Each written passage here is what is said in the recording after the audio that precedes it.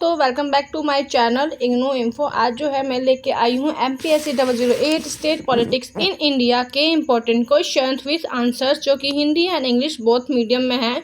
तो आप लोगों को किसी अदर वीडियो को ढूंढने की जरूरत नहीं है। ये जो भी क्वेश्चन सेलेक्टेड है ये प्रीवियस ईयर क्वेश्चन के ऊपर बेस्ड है।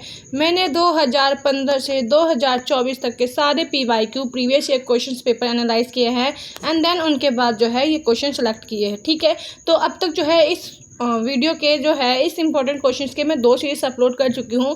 फर्स्ट वीडियो में मैंने 1 से 5 क्वेश्चन करवाए थे। सेकंड वीडियो में जो है मैं 1 से 9 क्वेश्चन करवा रही थी। 9th क्वेश्चन में करवा रही थी, तभी जो है थोड़ा सा एक अर्जेंट कॉल आ गया और जब कॉल पिक कर लो तो वीडियो ऑटोमेटिक रुक जाती है, तो फिर मुझे वो पूरा रिकॉर्डिंग दोबारा करना पड़ता, तो इसलिए मैंने वो वीडियो तो पूरा अपलोड कर दिया। लेकिन उसमें जो है मैं 9th क्वेश्चन स्टार्ट कर चुकी थी, तो मैं इसमें जो है 9 क्वेश्चन से कंटिन्यू करती हूँ। ठीक है, टाइम वेस्ट ना करते हुए हम क्वेश्चन स्टार्ट करते हैं।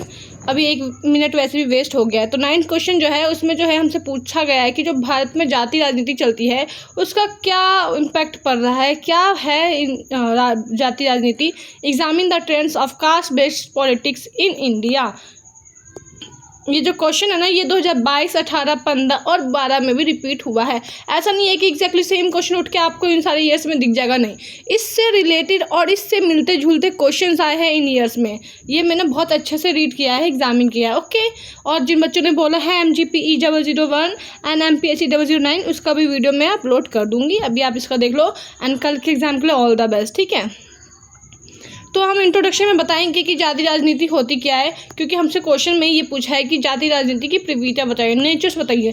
तो जाति राजनीति ये होता है कि बेसिकली हम किसी जाति को वो एक टॉपिक बना लेते हैं, जाति को एक टूल बना लेते हैं और उस जाति के नाम पे राजनीति करते हैं। हम जब भी राजनीति में ये होता है कि हम जो है लोगों के हक की बात करते हैं, लोगों की बात करते हैं, तो यहाँ पे जो है ना हम जाति के नाम पे ही सारी चीज़ें लेते हैं। जाति, इस जाति के लिए हमें ये राइट चाहिए, इस जाति के लिए हमें ये स्वतंत्रता चाहिए, ये रिजर्वेशन चाहिए, तो हम उसी को एक साधन बना लेते हैं सत्ता में एंट्री करने का। ठीक है, जाति भारतीय समाज की ऐतिहासिक और सामाजिक संरचना का मूल आधार है। मतलब ऐसा नहीं है कि जो जाति राजनीति चल रही है, पॉलिटिक्स चल रहा है, रीजनल पॉलिटिक्स, वो आज है, नहीं। वो ना पहले टाइम से ऐतिहासिक मतलब बहुत टाइम से चलता आ रहा है और आज भी जो है वो हमारे समाज का एक अंग बन चुका है। Caste has been the foundation basis of India's historical and social structure। Next जो है वो बताया है कि जो भारतीय राजनीति है उसमें जाति का प्रयोग क्यों किया जाता है। स्वतंत्रता के बाद से जो है जाति का प्रयोग क्यों किया जाता है, ताकि राजनीति में हम अपना एंट्री ले पाए, राजनीति में हम अपनी सत्ता स्थापित कर पाए। जो जाति है ना उसको ना हम एक टूल की तरह यूज़ करते हैं राजनीति में एंट्री लेने के लिए, राजनीति में टिके रहने के लिए। जाति के नाम पे ही जो है हम देखते हैं कि नेता जो वगैरह है वो आज जाति के नाम पे वोट मांगते हैं, जाति के नाम पे हम आपके लिए ये करेंगे वो करेंगे, आप हमें वोट दीजिए, ये सब करते रहते हैं। In India politics, especially after independence, caste become a major instrument of political mobilization। लोकतांत्रिक व्यवस्था में वंचित जाति जो है उनको राजनीतिक हिस्सेदारी का अवसर प्रदान किया है। मतलब जो डेमोक्रेसी है उन्होंने क्या किया है, जो भी मार्जिनलाइज्ड कास्ट वगैरह है, जो भी मार्जिनलाइज्ड पीपल्स है, उनको पॉलिटिक्स में पार्टिसिपेशन का मौका दिया है। The democratic system provide marginalised caste an opportunity for political participation. अब जो है हमने ये तो बता दिया कि जातीय राजनीति होता क्या है। अब जो है हम ये बताएंगे उसका हिस्टोरिकल बैकग्राउंड बताएंगे कि जो जाति राजनीति है ये कहाँ से आया, कैसे इसकी उत्पत्ति हुई। तो ऐसा नहीं है कि जो जाति राजनीति वो आज आप देखोगे, नहीं। ये जो है ना स्वतंत्रता से पहले से चला आ रहा है। जब ब्रिटिशर्स का हमारे ऊपर रूल होता था, जो ब्रिटिश वगैरह थे ना उन्होंने जब जनगणना करवाई थी ना, तो उन्होंने जो जनगणना करवाई थी वो जाति के आधार पर करवाई थी और इस कारण से उसी समय से जो है सामाजिक भेद चलता आ रहा है। मतलब कास्ट बेस्ड सिस्टम चलता आ रहा है। Caste based census during British rule institutionalised social divisions. और स्वतंत्रता के बाद भी जो है आज भी हम देखते हैं कि जो कास्ट बेस्ड सिस्टम है, कास्ट बेस्ड पॉलिटिक्स है वो हो रहा है। लेकिन स्वतंत्रता के बाद क्या हुआ कि जो भी लोग ऐसे पिछड़े रह गए थे उन लोगों को संविधान में राइट्स दिए गए, जो कि काफ़ी सारे राइट्स है, समानता, स्वतंत्रता, शोषण के विरुद्ध अधिकार और मतलब मौलिक अधिकार आप बेसिकली कह सकते हो, आरक्षण जैसी नीतियाँ दी गई, जिससे क्या हुआ कि उनकी जातीय पहचान बनी रही। मतलब जो उनकी आइडेंटिटीज़ है वो कास्ट बेस्ड आइडेंटिटीज प्रिसाइज करती रही। Post independence the constitution sought quality but equality but caste identities precised. हम जो बताएंगे कि जो जाति राजनीति चल रहा है उसके कौन कौन से रूप है, कैसे कैसे जो है जाति राजनीति समाज में अभी अपना रूप बिछा चुका है, मतलब फैल चुका है। तो आरक्षण के आधार पर जो है राजनीति चलती है कि जो एससी ओबीसी जो भी है उन लोगों को राजनीति में एंट्री करने के लिए क्या चाहिए, आरक्षण चाहिए। तो यहाँ पे भी देखिए आपकी जो आरक्षण है वो जाति आधारित हो गया है कि अब जो नॉर्मल पीपल्स है उनको तो राजनीति में भाग करने का मौका मिलता है, लेकिन जो मार्जिनलाइज्ड कम्युनिटी से है या SC या OBC वगैरह है उनको भी जो है पॉलिटिक्स में रिप्रेजेंटेशन के लिए क्या चाहिए, रिजर्वेशन चाहिए। तो यहाँ पे आप देखो कि आरक्षण आधारित राजनीति चल रही है आरक्षण के लिए। दूसरा क्या है कि जातिगत दलों का उदय होने लग गया। अब जो पार्टी बन रही है, जो लोकल पार्टीज बन रही है, पॉलिटिकल पार्टीज बन रही है, वो भी जाति के आधार पर बन रहा है। वो भी क्या बन रहा है कि कास्ट बेस्ड बन रहा है। लाइक कौन सी BSP होगी जो कि किसके लिए, दलित के लिए बने हुए हैं। जो RJT है वो किसके लिए है, OBC के लिए बना हुआ है। ऐसी जो है काफ़ी सारी पार्टीज है, जैसे कि आप महाराष्ट्र का शिवसेना देख लो, वो क्या हिंदू के उसमें है। AIM करके ना असदुद्दीन ओवैसी का, वो क्या मुस्लिम के सहयोग में है। तो आजकल देखोगे आप कि जाति के आधार पर जो है पार्टीज बनने लगी हैं। इसलिए क्या होता है कि जो जाति समीकरण है ना उसके आधार पर टिकट बट रहा है और चुनाव प्रचार हो रहा है। आजकल आप देखोगे कि जब इलेक्शन का टाइम आता है, जो टिकट वगैरह मिलता है ना कैंडिडेट्स को जो चुनाव में खड़े होते हैं, उनको इसी टॉपिक को ध्यान में रख के दिया जाता है कि अगर इस क्षेत्र में जो है ये संख्या ज़्यादा है, इस जाति की संख्या के लोगों ज़्यादा है, तो इस क्षेत्र से इसी जाति के कैंडिडेट को खड़ा किया जाएगा। मान लो अगर कोई गांधीनगर में जो टिकट दिया जाएगा, तो गांधीनगर में क्या है, जो हिंदू संख्या है, जो व्यापारी है, उनकी ज़्यादा संख्या है, तो वो क्या करेंगे, वो वहाँ से एक हिंदू व्यक्ति को ही खड़ा करेंगे। अजीत नगर देख लो, सीलमपुर देख लो, तो वहाँ पर जो है ना मुस्लिमों की संख्या ज़्यादा है, तो वो मोस्टली वहाँ पर क्या करते हैं, मुस्लिम पर्सन को खड़ा करते हैं। कोई ऐसा एरिया जहाँ पे कास्ट जैसे जाट धर्म है, तो आजकल आप देखोगे कि जो जैसा एरिया है जहाँ पे जो कास्ट के लोग हैं ज़्यादा रहते हैं, तो उनके नाम पे ही टिकट वितरण होता है, उनको ही खड़ा किया जाता है और चुनाव प्रचार में भी उनको लुभाने का प्रयास किया जाता है। जैसे कि मान लीजिए कि कोई भी अगर चुनाव प्रचार कर रहा है तो वो बोलेगा कि हम अगर हमें ST वगैरह वोट देंगे तो हम उनको मंथली इतना पैसा देंगे, पे करेंगे, या फिर हम उनको राशन पे करेंगे। तो क्या होता है कि जाति के आधार पर जो है क्या हो रहा है, चुनाव प्रचार हो रहा है और वोटिंग वगैरह हो रही है। अब जो हम देखेंगे जो जाति है वो चल रहा है ना राजनीति, उसका समाज पे जो है पॉजिटिव एंड नेगेटिव इम्पैक्ट क्या पड़ रहा है। तो जो भी जातीय राजनीति चल रहा है उसका जो पॉजिटिव इम्पैक्ट है वो तो ये है कि जो भी मार्जिनलाइज्ड कम्युनिटीज वगैरह थी, जो भी गरीब, वंचित या हाशिए पर जो भी लोग थे ना, उनको सत्ता में भागीदारी मिलने लगी है due to reservation. Marginalised caste again participations in power. जो दूसरे लोग हैं समाज में, जो लोग थे जो गरीब थे, जिनका आत्मसम्मान नहीं था या जिनकी कोई पहचान नहीं थी और राजनीति में भागीदारी नहीं कर पा रहे थे, अब जो है उनके पास सेल्फ रिस्पेक्ट है, उनकी एक अलग आइडेंटिटी है और अब जो है वो पॉलिटिक्स में एम्पावरमेंट कर सकते हैं, पॉलिटिक्स में एंटर कर सकते हैं। अब जो है हमारी पॉलिटिक्स एम्पावरमेंट बढ़ चुकी है। डेवलपमेंट किस में हुआ है, सेल्फ रिस्पेक्ट में, आइडेंटिटी में and political empowerment in India.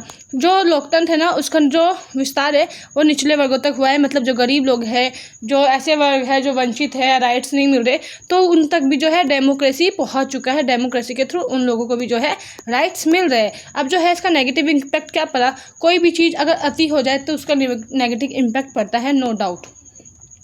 तो नेगेटिव इम्पैक्ट क्या पड़ा है, जो जातीय ध्रुवीकरण है ना उससे सामाजिक विभाजन और संघर्ष बढ़ गए। जातीय ध्रुवीकरण मतलब कि अगर कास्ट बेस्ड वोटिंग होने लगी, कास्ट बेस्ड चुनाव होने लग गया, धर्म में लोग बट गए, तो अब क्या हुआ कि जो है सामाजिक मतलब सोशल फ्रेगमेंटेशन होने लगा। लोग जो है जाति के आधार पे बंटने लगे और क्या हुआ, कॉन्फ्लिक्ट्स बढ़ गए, लोग हिंसा करने लगे। अगर मान लो कोई स्पेसिफिक समुदाय बोल रहा है कि हमें ये राइट चाहिए, तो उसके अलावा जो अदर कम्युनिटी समाज में एग्जिस्ट कर रही है तो वो भी तो लड़ाई करेंगे कि हमें भी ये राइट्स चाहिए। Caste polarisation led to social fragmentation and conflicts. योग्यता की अनदेखी होने लगी और वोट बैंक की राजनीति को बढ़ावा मिलने लग गया। अब जो है आप देखोगे कि जो भी कैंडिडेट को खड़ा किया जाता है वो इस बिहार पे खड़ा नहीं किया जाता कि उसमें क्या क्वालिटीज़ है, वो इस बिहार पे खड़ा किया जाता है कि उस एरिया में कौन सी संख्या के जो लोग ज़्यादा है, कौन से हिंदू ज़्यादा तो हिंदू कैंडिडेट को खड़ा कर देते हैं, मुस्लिम ज़्यादा तो मुस्लिम कैंडिडेट को खड़ा कर देते हैं। तो क्या करते हैं, ऐसे लोगों को खड़ा कर देते हैं जिनसे उनको वोट बैंक बने। और इससे क्या होता है कि जो भी लोग एजुकेटेड है, जो सच में काम करना चाहते हैं, उनको मौका नहीं मिलता। Merit was overlooked and vote banks politics wise encourage. जो जातीय हिंसा है, जो आरक्षण विवाद है, जो राजनीतिक स्थिरता है, उसके मामले बढ़ने लगे हैं। जैसे कि अब देखो SC OBC वगैरह को राइट्स मिल रहे हैं, तो क्या होता है, आरक्षण मिल रहा है तो क्या होता है, जो नॉर्मल कम्युनिटीज़ है, जनरल कैटेगरी के बच्चे हैं, तो वो इसका विरोध करते हैं। कई बार वो क्या करते हैं, वो हिंसा भी लेने लगते हैं, वो प्रोटेस्ट करते हैं और राजनीति में भी अस्थिरता देखने को मिलती है। Cases of caste violence, reservation disputes and political instability increased. तो अब जो है इसके समकालीन प्रवृत्तियाँ, मतलब कि अभी करंटली में क्या हो रहा है वो हम बताएंगे कि अब जाति जो है, जाति अब विकास, रोजगार और शासन जैसे मुद्दों के साथ जुड़ने लग गया है। मतलब जाति के आधार पर क्या होने लग गया है, विकास होने लग गया है, रोजगार में भी उनको रिजर्वेशन मिलने लग गया है। गवर्नमेंट जॉब वगैरह देखोगे आप तो क्या होता है, जब मेरिट लिस्ट निकलती है उनके लिए थोड़ा सा छूट वगैरह होता है, कॉलेजेस में उनके लिए कोटा बुक होता है और थोड़ा सा परसेंटेज में भी छूट निकलता है। अगर यहाँ पे कोई भी ऐसा स्टूडेंट है जो SC ST OBC में आता है तो वो मेरी बातों को बुरा ना माने, क्योंकि मैं आपको यहाँ पर सिर्फ एग्जांपल दे रही हूँ और जो अभी चल रहा है वो बता रही हूँ। मेरा किसी भी कम्युनिटी को बुरा लगना, फील कराना मतलब नहीं है, ठीक है। और जो शासन के मुद्दे हैं ना, उनसे जो है जनता भटक जाती है। Caste is now intersecting with issues like development, employment and governance. जो पसमानदा मुस्लिम्स है और OBC है वो नई जाति उभर के आ रहे हैं। पसमानदा मुस्लिम्स वो होते हैं कि जो सब OBC वगैरह है, ये जो अलग अलग नई जाति के लोग हैं ना, वो अब समाज में देखने को मिल रहे हैं। फिर क्या होगा, थोड़े टाइम बाद ये भी रिजर्वेशन मांगेंगे, है ना। जातिगत राजनीतिक दल भी अब बहुजातीय गठबंधन की ओर बढ़ रहे हैं। अब जो जाति के आधार पर जो राजनीतिक दल बन रहे थे, तो अब देखोगे कि हर अलग अलग जाति के लिए पार्टी बन गई है। तो अब क्या होता है कि किसी को भी एक बहुमत नहीं मिलती है, तो फिर क्या करते हैं वो लोग, लास्ट में क्या करते हैं, गठबंधन की सरकार बनाते हैं। और गठबंधन की सरकार से कभी भी विकास मुमकिन नहीं है। अगर आप पॉलिटिकल के स्टूडेंट हैं तो आपको ये सारी बातें पता होगी। Caste based political parties are now moving towards multi caste coalitions. तो कंक्लूजन में बता सकते हैं कि जो भारत में जाति राजनीति है वो समाज की संरचना से जुड़ी वास्तविकता है, मतलब वो रियलिटी को शो कर रही है। Caste politics in India is a reality rooted in the social structure. ये जो राजनीति है अब वंचित वर्ग लोगों के सशक्तिकरण का माध्यम बनी। मतलब जो ऐसे लोग थे जिनके पास इक्वलिटी या जस्टिस वगैरह नहीं था, अब जो है वो पावरफुल बन चुके हैं और अब जो है उनके ऊपर पॉजिटिव इम्पैक्ट पड़ा है। It is positive when it serves as a means of empowering of marginalized communities। परंतु जब ये केवल वोट बैंक बनकर रह जाता है, जब ये जो जातीय समीकरण चल रहा है, राजनीति क्या है, जातीय राजनीति चल रही है, तो क्या होता है, वोट बैंक बन जाता है और उसकी वजह से क्या होता है कि जो समाज है वो अलग अलग हिस्सों में बंट जाता है। लोग अलगाववाद को चुनौती देने लगता है, लोग अलग होने की डिमांड करते हैं, लोग अपने आप को रिजर्वेशन देने की बात करते हैं। तो इससे जो है डेमोक्रेसी को खतरा होता है और उसको एक चैलेंज मिलता है, चुनौती मिलती है। But when it becomes just a vote bank and promote social division, it is a threat to democracy. आज ज़रूरत है कि जो जातीय लोग हैं, जो जाति के आधार पे जो नौटंकी चल रही है, जो ड्रामा चल रहा है, उन सारी चीज़ों को रोका जाए और समाज में क्या लाया जाए, जस्टिस, इक्वालिटी एंड लिबर्टी लाया जाए और समावेशी विकास की ओर बढ़े। मतलब सबका एक साथ विकास हो, सबको इक्वल राइट्स और अपॉर्चुनिटीज़ मिले, ऐसा होना चाहिए। Today the need to steer caste consciousness towards social justice and inclusive development. So next question की तरफ मूव करते हैं। नेक्स्ट क्वेश्चन जो है 10th नंबर क्वेश्चन, वो पूछा गया है कि भारत में धर्म आधारित राजनीति है, उसका परीक्षण कीजिए। Examine the religious based politics in India. इससे रिलेटेड क्वेश्चन जो है 2014, 17 और 21-23 में आ रखे हैं। तो जो सबसे पहले हमसे क्वेश्चन में पूछा है कि धर्म आधारित राजनीति, तो हम उसके बारे में बताएंगे कि धर्म आधारित राजनीति बेसिकली ये होता है कि लोग धर्म के नाम पर जो राजनीति करें, जो कि अभी हमने ऊपर जाति राजनीति पढ़ा था, तो बेसिकली सेम होता है धर्म राजनीति। मैं इस पर ज़्यादा टाइम वेस्ट नहीं करूँगी, मैं रीड कर देती हूँ कि जो धर्म राजनीति है वो समाज की आत्मा है, परंतु राजनीति में इसका प्रयोग संवेदनशील और विवादास्पद रहा है। मतलब जो धर्म है वो हम आजकल देखते हैं हर व्यक्ति अपने धर्म को लेकर बहुत ज़्यादा संवेदनशील है, तो वो तो ठीक है, लेकिन जो है आजकल जो धर्म है वो विवाद का टॉपिक रहा है। Religious is not the soul of Indian society but its use in politics has been sensitive and controversial. मतलब पॉलिटिक्स में भी जो है इसका यूज़ जाने लगा है। वैसे तो भारत एक धर्मनिरपेक्ष राज्य है, लेकिन यहाँ पर अगर देखेंगे तो धार्मिक पहचाने जो है धीरे धीरे अपना रूप बना रही है। राजनीति में भी जो है धर्म के आधार पर क्या होने लग गया है, बोलबाला राजनीति होने लगी है। India is a secular state yet religious identities have remained part of political discourse. धर्म आधारित राजनीति है वो कभी सामाजिक समरसता का माध्यम बनती है तो कभी ध्रुवीकरण का। मतलब जो धर्म आधार पर जो राजनीति है वो कभी तो लोगों को आपस में जोड़ती है, तो वही जो है कभी लोगों को देश को बांटने का कोशिश करती है। Religious based politics sometimes promotes social hegemony and other times the colour polarisations. तो अब जो है हम बताएंगे कि जो धर्म और राजनीति है उसका हिस्टोरिकल बैकग्राउंड बनाएंगे कि कैसे एक दूसरे से इंटरकनेक्टेड हुए हैं। जो स्वतंत्रता संग्राम है उसके समय में जो है धर्म और राष्ट्रवाद का सह अस्तित्व देखा गया, जैसे कि जो खालसा पंथ की स्थापना हुई, जो खिलाफत आंदोलन हुए, तो इसमें हम देख सकते हैं कि धर्म और राजनीति दोनों एक साथ कार्य कर रहे थे।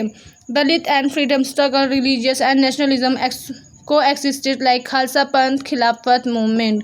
जो त्रिभाषण की त्रासदी थी उन्होंने क्या किया, उन्होंने धर्म के राजनीति का प्रयोग करके सीमाओं को उजागर किया। द ट्रेजेडी ऑफ पार्टीशन, मतलब जब भारत का विभाजन हुआ था वो किस बिहाफ पे हुआ था, वो भी धर्म के राजनीति की वजह से ही हुआ था। Using the religious in politics, धर्म के आधार पर जो राजनीति होती है उसके प्रमुख रूप हम बताएंगे कि धर्म कैसे राजनीति का रूप ले रहा है। राजनीतिक दलों द्वारा जो है धार्मिक प्रयोगों का उपयोग किया जा रहा है। जो राजनीतिक दल है अब वो धार्मिक प्रतीकों का प्रयोग करते हैं, त्यौहार और भावनाओं का प्रयोग करते हैं लोगों को अपनी तरफ अट्रैक्ट करने के लिए। जो मुस्लिम सिख ईसाई हिंदू धर्म से जुड़ी पहचान आधारित वोट राजनीति करते हैं, वे क्या करते हैं अलग अलग धर्म को प्रमोट करने के लिए उनसे रिलेटेड उनके सामने व्यूज़ डालते हैं ताकि उनको उसका वोट मिल सके। Vote bank politics based on identity linked to Muslim, Christian, Sikh and Hindu religious। सांप्रदायिक ध्रुवीकरण और धार्मिक अल्पसंख्यकों को सुरक्षा का वादा, मतलब जो भी ऐसे लोग हैं जो संख्या में कम है उन लोगों को क्या होता है, सुरक्षा का वादा दिया जाता है सांप्रदायिक तौर पे, इसलिए वो जो है किस तरीके से कनेक्टेड हो रहा है धर्म में राजनीति, ये बताया जा सकता है। धर्म आधारित राजनीति के जो है पॉजिटिव पॉइंट्स हम बताएंगे कि धर्म के आधार पर जो राजनीति हो रही है उसके क्या पॉजिटिव पॉइंट है।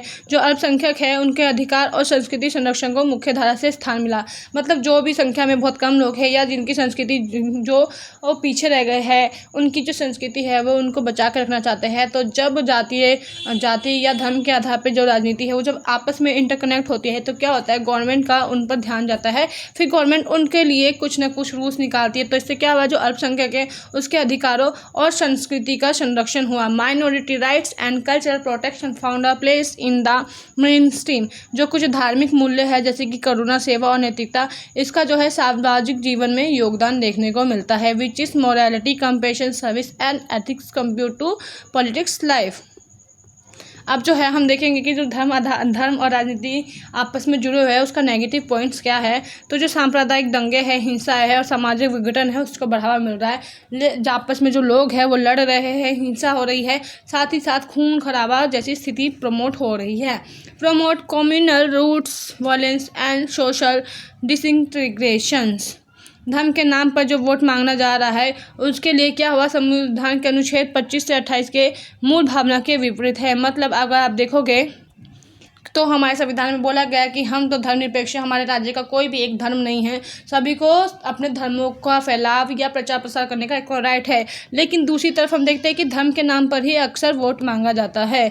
Sticking votes in the name of religious violence, the spirit of article 25 to 28 to the constitution. अल्पसंख्यकों के साथ तुष्टीकरण और बहुसंख्यकों के साथ ध्रुवीकरण की राजनीति बढ़ी। मतलब कि जो अल्पसंख्यक है उनको बढ़ावा देने के साथ क्या हुआ, उनके साथ धोखाधड़ी होने लग गया, और जो बहुसंख्यक है उनको साथ जो है ध्रुवीकरण की राजनीति बढ़ने लगी।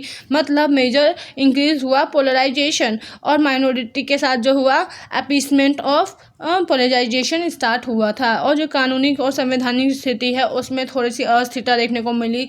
जो जन प्रतिनिधित्व अधिनियम है 1952-51 का, उसकी धारा 123(3) के तहत जो है धर्म आधारित अपील को भ्रष्ट आचरण मानती है। मतलब जो हमारे जन प्रतिनिधित्व अध्ययन जो 1951 की धारा 123 है उसमें जो है धर्म के आधार पर जो अपील की जाती है कोर्ट में उसको भ्रष्ट आचरण माना गया, रॉन्ग माना गया। Section 123(3) of the representation of people act 1951 religious based appeal to corrupt practices. जो सर्वोच्च न्यायालय है उन्होंने क्या किया, उन्होंने धार्मिक अपीलों को असंवैधानिक करार दिया। मतलब जो सुप्रीम कोर्ट है उन्होंने क्या किया कि जो धर्म के नाम पे जो भी कोई अपील लेके आएगा वो जो है अनकॉन्स्टिट्यूशनल है। मतलब धर्म के नाम पे जो है वो कोई भी निर्णय नहीं ले सकते, क्योंकि हम है सेकुलर, हम लोग धर्मनिरपेक्ष देश है। तो कंक्लूजन में हम बताएंगे कि जो धर्म है और राजनीति है वो आपस में बहुत बुरी तरह मिल चुका है और इसका क्या है, लोकतंत्र पे बहुत ज़्यादा इम्पैक्ट पड़ता है। ये दो धारी तलवार की तरह काम करता है। यदि धार्मिक नेता सामाजिक चेतना और न्याय समरसता के लिए हो तो वे रचनात्मक हो सकती है। मतलब अगर लोग धर्म के नाम पे जो राजनीति कर भी रहे हैं तो अगर उसका मतलब इसका जो ये है मोटिव कि समाज में जस्टिस लाना है, लोगों को आपस में मिलाना है, तो फिर वो ठीक है। लेकिन अगर वे चाहते हैं कि समाज में दंगे हो, वो बंटवारा करना चाहते हैं, तो ये सारी चीज़ें गलत है। If religious consciousness is used to social justice and hegemony it can be constructive. परंतु जब सत्ता प्राप्ति के लिए नफरत फैलाने लगे तो ये लोकतंत्र के लिए विनाशकारी है, as I can say. But when it spreads hatred to power gain, it becomes a destructive for democracy। जो धर्म आधारित राजनीति है वो संविधान और नैतिकता के दायरे को सीमित करता है।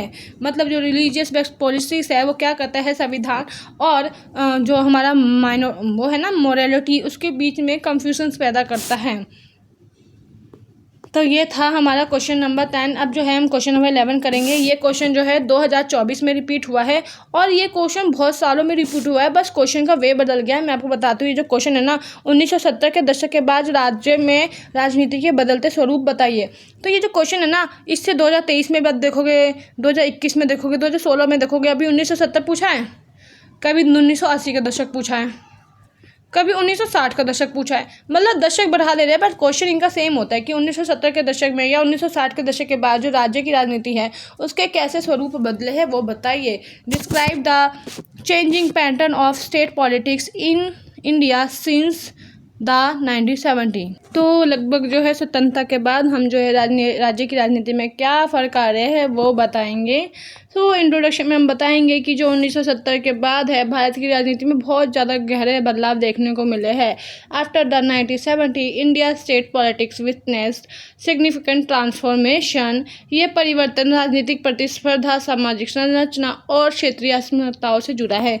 मतलब ये जो सारी चीज़ें हमें गहरे चेंजेस वगैरह दिखे वो किस चीज़ से है कि पॉलिटिक्स में कंपटीशन बढ़ गया है और जो सोशल स्ट्रक्चर है वो चेंज हो गया। साथ में जो क्षेत्रीय अस्मिता है, मतलब जो क्षेत्र मतलब रिलीजियस होता है ना, रिलीजियस आइडेंटिटीज वगैरह, उनसे जो है मतलब धर्म और जाति जो है आपस में जुड़ चुका है 1970 के बाद राज्य की राजनीति। ये जो कालखंड है वो भारतीय संघवाद और लोकतंत्र की परिपक्वता का संकेतक भी है।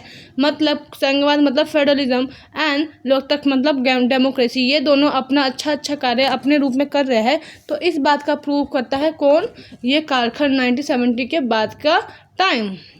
This periods also reflect the maturation of Indian federalism and democracy।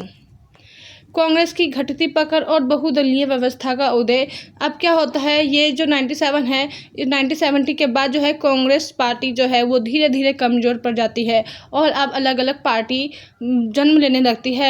आप देखोगे स्वतंत्रता के बाद से जो है मोस्टली कांग्रेस पार्टी 5 से 6 सालों तक शासन करती है आफ्टर 1947। लेकिन 1970 के बाद में जो है धीरे धीरे जब इंदिरा गांधी जी होती है, जब वो लगा देती है एमरजेंसीज, तो एमरजेंसी के बाद जब वो गलत पकड़ साबित हो जाती है तो उसके बाद क्या होता है, कांग्रेस पार्टी जो है धीरे धीरे उसकी पकड़ कम होती जाती है और सत्ता से हटा दी जाती है जनता के द्वारा। और जो है धीरे धीरे जो बहुदलीय पार्टी है, अलग अलग जो सोशल पार्टीज है वो जन्म लेने लगती है।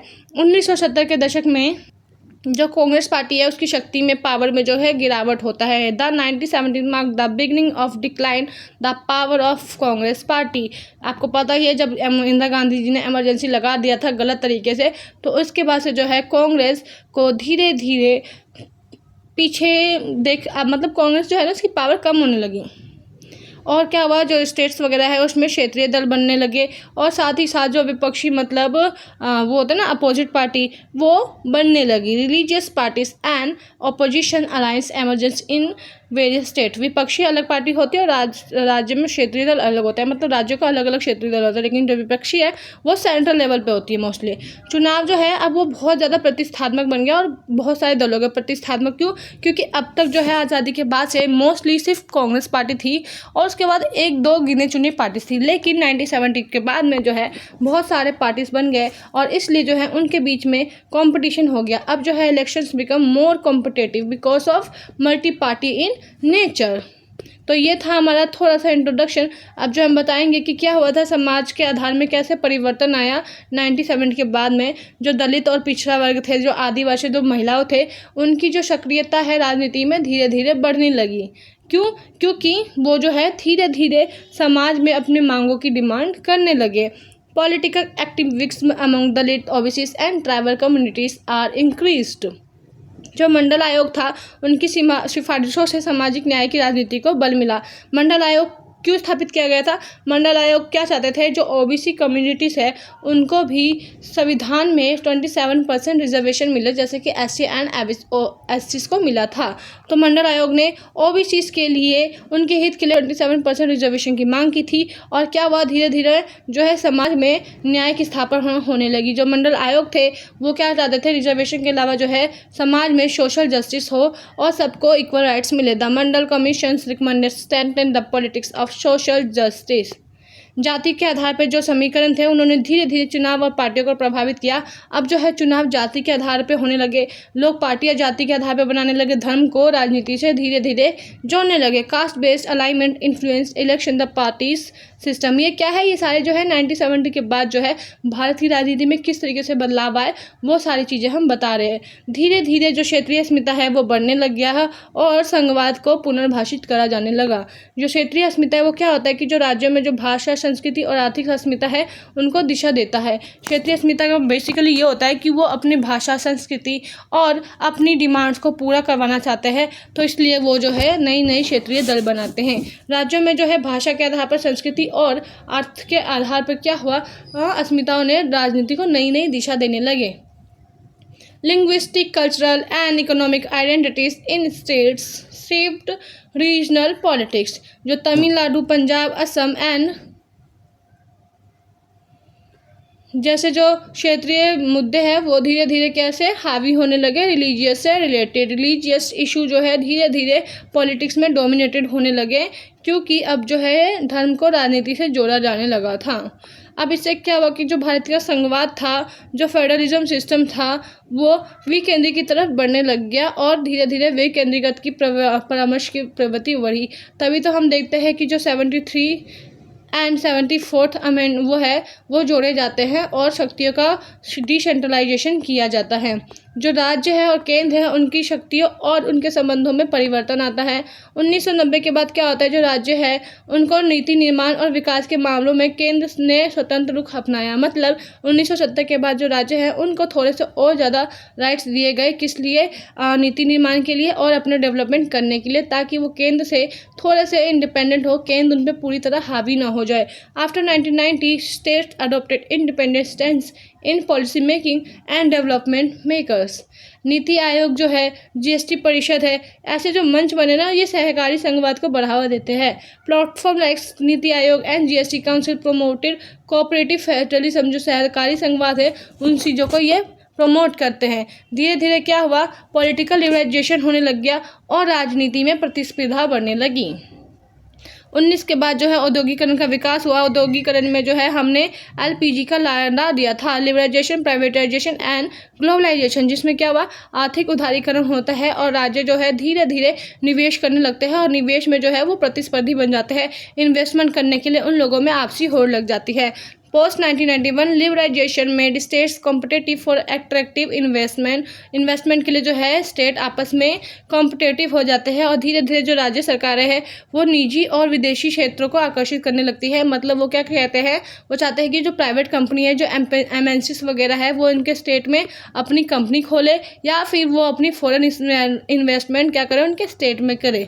मुख्यमंत्री की जो छवि है वो प्रशासक के साथ साथ ब्रांड प्रोमोटर की बन गई। मतलब अभी जो तक है मुख्यमंत्री सिर्फ ऐसा प्रशासन के हित में कार्य करते थे, लेकिन अब जो है वो ब्रांड प्रोमोटर, मतलब बड़े बड़े ब्रांड को प्रमोट करने के लिए जो है आगे आने लगे। Chief minister come to be seen both as the administrator and brand promoters.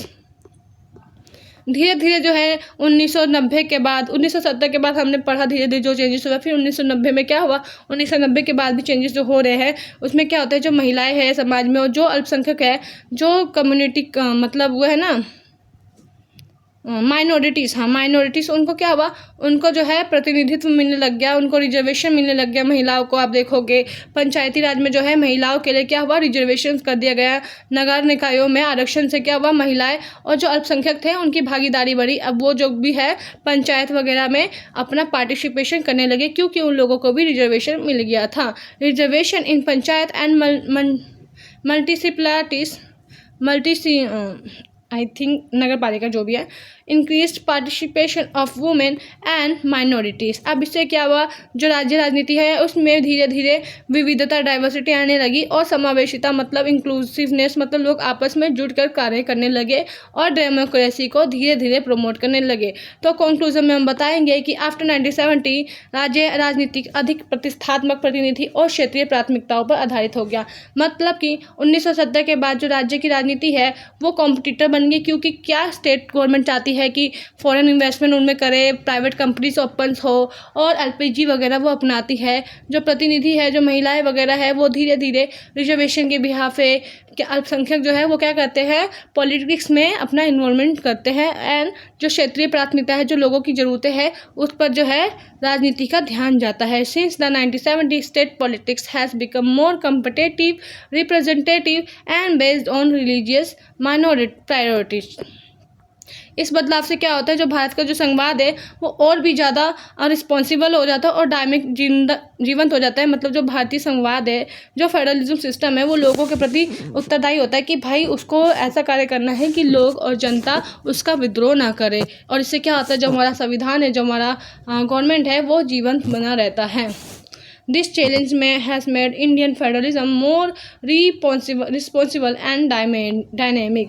हालांकि बहुत सारी चुनौतियां हैं और अभी भी है, परंतु एक परिपक्व लोकतंत्र की दिशा में महत्वपूर्ण प्रगति है। मतलब ऐसा नहीं है कि चुनौतियां नहीं है, धर्म राजनीति सब आपस में जुड़ चुके हैं, लेकिन हमारे पास चैलेंजेस है और वो हमेशा ही रहती है। और ये चैलेंजेस जो है हमें लोकतंत्र को और मजबूत बनाने के लिए क्या करता है, प्रेरित करता है। Through challenges remain this is a significant process towards a mature democracy.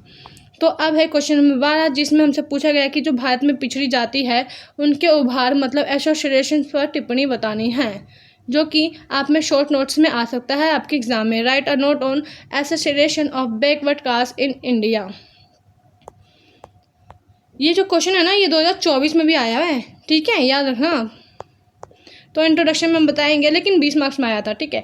Introduction में हम बताएंगे कि जो भारत में पिछड़ी जाति है वह 20वीं सेंचुरी के बाद जो है धीरे धीरे एक सशक्त और सामाजिक राजनीति की प्रक्रिया के रूप में सामने आई।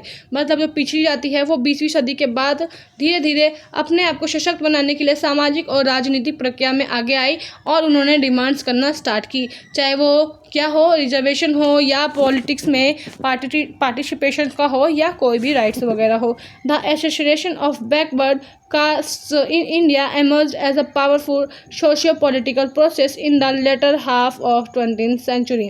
यह उभार जो है सामाजिक न्याय, राजनीतिक भागीदारी और आर्थिक अवसरों के मांग के साथ जुड़ा है। जो चीज़ें हैं जो हमसे क्वेश्चन में पूछा गया कि जो पिछड़ी जाती है एसोसिएशन पर क्या डिमांड कर रही है, तो ये क्या करते हैं, ये जो है सोशल जस्टिस की बात करते हैं, पॉलिटिकल पार्टिसिपेशन की और इकोनॉमिक अपॉर्चुनिटीज़ की बात करते हैं। कौन, पिछड़ी जातियाँ। इससे क्या होता है, जो भारतीय लोकतंत्र है उसमें शक्ति संतुलन को बदल दिया गया और राजनीतिक विमर्श है उनको नया आयाम मिला। अब लोग सोचने के लिए मजबूर हो गए। It challenge the power dynamic in Indian democracy and gave a new dimension to politics discourse. इसका जो मतलब जो पिछड़ी जाति है उनकी जो उभार है, उनकी डिमांड है, वो कैसे कैसे बढ़ी, इसका थोड़ा सा हम हिस्टोरिकल बैकग्राउंड बताएंगे कि जो पारंपरिक जाति व्यवस्था चलती आ रही थी पिछड़ी जातियों का, वो सामाजिक और शैक्षणिक रूप से वंचित रह गई। मतलब अब तक जो है समाज में जो पिछड़ी जाति थे, ST ABC, जो अछूत, जिनको अछूत कह के विद्यालय या मंदिरों में प्रवेश नहीं करने दिया जा सकता था, जिसका सबसे बड़ा एग्जाम्पल जो है वो डॉक्टर भीमराव अम्बेडकर जी है। जब वो विद्यालय जाते थे तो उनको उनकी कक्षा से बाहर बैठाया जाता था। तो इस तरीके से क्या हुआ, जो पिछड़ी जाति के लोग थे वो समाज से या फिर शिक्षा से वंचित रह गए थे, उनको एजुकेशन वगैरह नहीं मिला। जो समाज है उनको अलग नज़रों से देखता था, समाज से बाहर रहना दिया जाता था उन्हें। In the traditional caste system backward caste remains socially and educationally deprived.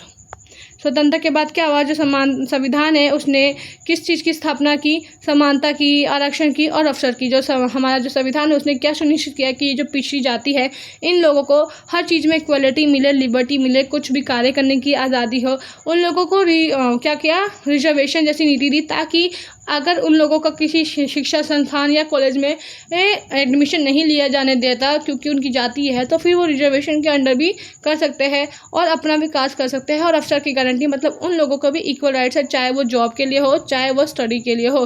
लेकिन इन वर्गों में जो है इनका लाभ धीरे धीरे मिला, क्योंकि ये जो लाभ है वो हर कोई व्यक्ति नहीं उठा पाया। धीरे धीरे लाभ जो है व्यक्ति उठाने लगे और अपने राइट्स को समझने लगे। After independence the constitutional guaranteed equality, reservation and opportunities, but this group receives the benefits gradually। मंडल आयोग जो स्थापित हुआ था, उन्होंने क्या किया था, वो ओबीसी की चेतना को जागृत करते हैं। वे ओबीसी के लिए क्या कहते हैं कि उन्हें जो है संविधान के उसमें रिजर्वेशन मिले, चाहे वो सरकारी नौकरियां हो, चाहे वो शिक्षक स्थान हो, मतलब स्कूल हो, कॉलेजेस हो। 1990 में मंडल आयोग जो बना, उन्होंने क्या सिफारिश की कि जो ओबीसी समुदाय है उनको भी अलग अलग जगहों पर रिजर्वेशन मिलना चाहिए, लाइक एजुकेशन इंस्टीट्यूट हो गए या फिर गवर्नमेंट जॉब्स वगैरह हो गए। अब वो क्या कहते हैं, वो 27% रिजर्वेशन की डिमांड करते हैं।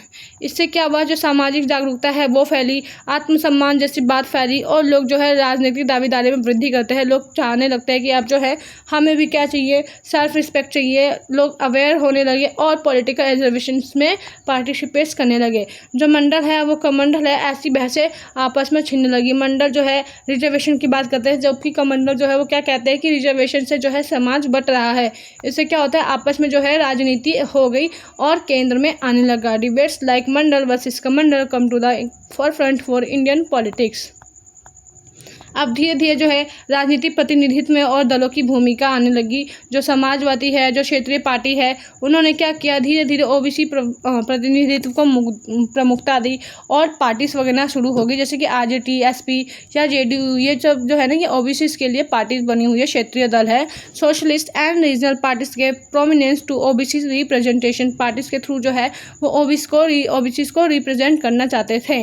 कर्पूरी ठाकुर, मुलायम सिंह, लालू यादव या फिर प्रसाद जैसे जो लोग हैं वो ओबीसी के उभार के प्रतीक बने। ये लोग क्या करते हैं, ये लोग ओबीसी को प्रमोट करते हैं। Leaders like Karpoori Thakur, Mulayam Singh Yadav and Lalu Prasad Yadav become the symbol of OBC association. वो क्या करते हैं, वो ओबीसी पिछड़ी जाति का उभार के रूप में आगे आए। सामाजिक और संस्कृति पहचान के निर्माण करने लगे। कैसे, जो ओबीसी लोग हैं उनको अपनी संस्कृति, विरासत और लोक परंपरा और भाषा को पुनर्भाषित करना शुरू कर दिया। ओबीसी लोगों ने क्या किया, अपनी संस्कृति को फैलाना शुरू किया, अपने विरासत को सेव करना शुरू किया और जो उनकी लोक परंपराएं है ना, उनको और भाषा को धीरे धीरे प्रमोट करना स्टार्ट कर दिया।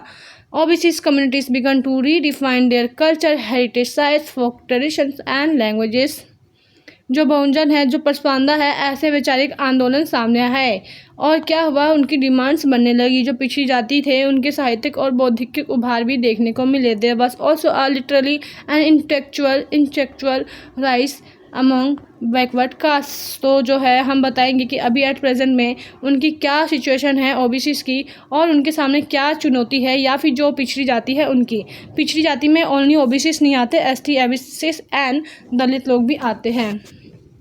पिछड़ी जाति अब सत्ता का केंद्र बन चुकी है, परंतु आंतरिक विषमता और उपजातिगत विभाजन की समस्या बनी हुई है। मतलब जो पिछड़ी जातियाँ है अब वो जो है केंद्र में रख के जो भी राजनीति है वो क्या कहा जाता है, जातियों के आधार पर किया जाता है। लेकिन इससे क्या हो रहा है कि जो आंतरिक विषमता है वो धीरे धीरे बढ़ रही है और विभाजन जैसी स्थिति निकल कर सामने आ रही है, जैसे कि पाकिस्तान और भारत का विभाजन हुआ था। शिक्षा, स्वास्थ्य और सामाजिक सुरक्षा में भी अब जो है कई पिछड़े वर्ग जो है अभी भी पीछे रह गए हैं, क्योंकि अभी भी उनको इक्वल राइट्स वगैरह नहीं मिला है। Many backward communities still lag behind in education, health care and social security. बेचारे अभी भी सड़कों पर सोने के लिए मजबूर है, कार्य करने के लिए मजबूर है, घर का काम चलाने के लिए। भले ही सर्व शिक्षा अभियान चला दिया गया हो, लेकिन आज भी अगर आप देखोगे तो छोटे बच्चे चाय की दुकानों पे या होटल में बर्तन धो रहे होते हैं, या चाय बना रहे होते हैं, या कुछ खाना बेच रहे होते हैं। अभी 2 दिन पहले की बात है, मैंने खुद देखा, कम से कम 10-12 साल का बच्चा होगा, पढ़ने की उम्र में वो छोले भटूरे बना के बेच रहा है। आर्थिक उदारीकरण ने इन वर्गों को क्या किया, रोजगार और संसाधन प्राप्ति में कठिनाई दी। जो वो हुआ ना लिबरलाइजेशन और जो औद्योगिकरण हुआ उससे जो ये लोग हैं ना, गरीब लोग, उनको रोजगार और संसाधन की प्राप्ति में कठिनाई होने लगी, क्योंकि जब फैक्ट्रीज वगैरह बन गए तो वो लोग बेचारे जो ऐसे थे जिनके पास कोई कला नहीं थी, तो वो जॉब सर्च करने के लिए इधर उधर रिसोर्सेज में भटकने लगे बेचारे। और लास्ट में जो है हम कंक्लूजन बताएंगे कि जो भारत में पिछड़ी जाती है उनका जो उभार है वो क्यों हुआ, क्योंकि वो क्या चाहते हैं, वो सामाजिक न्याय चाहते हैं, वो चाहते हैं कि उन्हें सोशल जस्टिस हो और लोकतंत्र में समावेशन, मतलब वो जो है उनको पॉलिटिक्स में, उनको डेमोक्रेट्स में उनका भी इक्वल राइट्स मिले, वो भी पॉलिटिक्स में क्या कर पाए, एंट्री ले पाए, राजनीति कर पाए या नेता बन पाए। इसने क्या किया, सत्ता की संरचना को तोड़ा और एक नए नेतृत्व को जन्म दिया, जिसमें समाज में जो है भागीदारी की भावना को बढ़ाया और सभी लोगों को इक्वल राइट्स दिए, पार्टिसिपेशन इन सोसाइटी। अब जो है ये ज़रूरत है कि यह उभार केवल राजनीति नहीं बल्कि सामाजिक, आर्थिक और बौद्धिक सशक्तिकरण की दिशा में आगे बढ़ाया जाए। ये जो पिछड़ी लोगों की जाति की डिमांड्स जो उभार है, इसको ऐसा नहीं कि सिर्फ राजनीति या समाज में आगे बढ़ाया जाए, बल्कि उनको इकोनॉमिकल राइट्स भी दिए जाए, उनको पढ़ाई करने का मौका दिया जाए, उनको इंटेलेक्चुअल एम्पावरमेंट किया जाए। तो बेसिकली ये सारी जो उभार थे हमने देखा। अगर आप लोगों को ये वीडियो अच्छा लगा हो तो मुझे कमेंट करके ज़रूर बताइएगा। And thank you so much, आपने ये वीडियो यहाँ तक देखी। इसका सेकंड पार्ट मैंने आफ्टरनून में 1 बजे ही अपलोड कर दिया था, पर पता नहीं नेटवर्क में क्या इशू है। 5G होने के बाद भी मेरे एरिया में जो है जियो नेटवर्क नहीं चलता, इसलिए वो अभी तक अपलोड नहीं हुआ। मैंने उसे दोपहर में ही अपलोड कर दिया था। बाकी आज के लिए इतना ही। Thank you so much.